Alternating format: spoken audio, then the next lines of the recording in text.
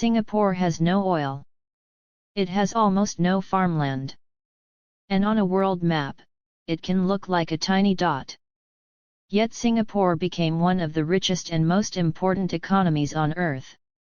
So how did a small island with almost no natural resources become a global money machine? The answer begins with geography. When Singapore became independent in 1965, its future was uncertain. It was small, vulnerable, and surrounded by much larger neighbors. It did not have oil fields, huge mineral reserves, or enough land to build a traditional agricultural economy. In many countries, that would be a recipe for weakness. But Singapore had one advantage that could become extremely valuable: location. Look at the map. Singapore sits near the Strait of Malacca, one of the most important sea corridors in the world. Ships moving between East Asia, South Asia, the Middle East, Europe, and Africa often pass through this region. For global trade, this is not an ordinary location. It is a crossroads. But geography alone does not make a country rich. Many places sit near important routes and still remain poor. Singapore's real achievement was turning location into a system. It built one of the world's most efficient ports. It invested in logistics, customs, roads, airports, industrial zones, and reliable infrastructure. It made trade fast. It made business predictable.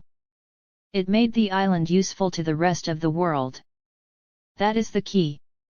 Singapore did not just sit on the trade route. It served the trade route.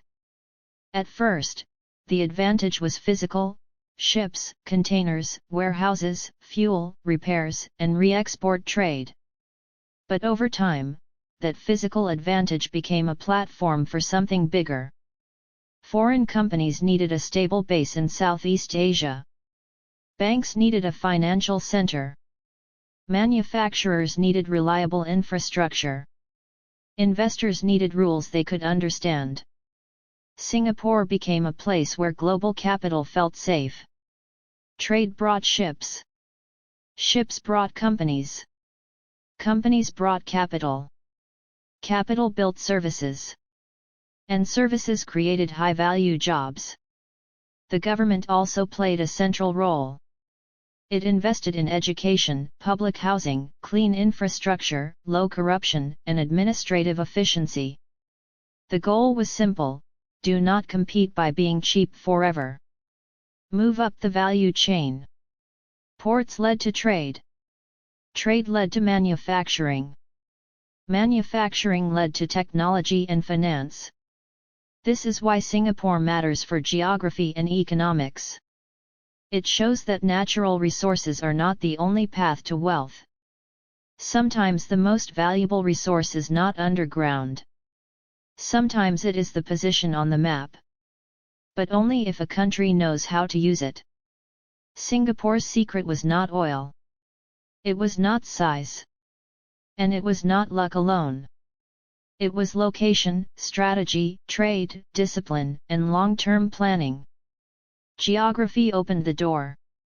Singapore built the machine.